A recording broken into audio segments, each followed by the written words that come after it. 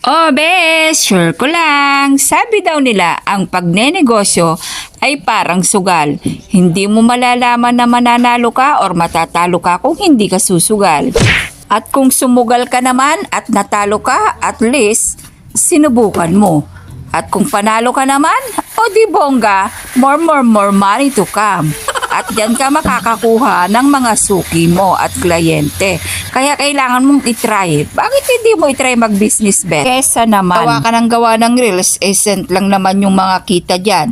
Hay nako, mapapagod ka lang sa kaka-reels mo at mapupuyat ka lang.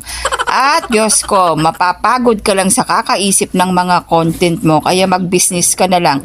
Kasi kung panalo ka dito ay may kita ka. Sure na talaga. Hindi ka tulad sa reels ay nako, aabutin ka mga ilang buwan bago ka kumita, bago mo ma-hits ang $100. Kaya kung ako sa'yo, magnegosyo ka na lang, bes. So,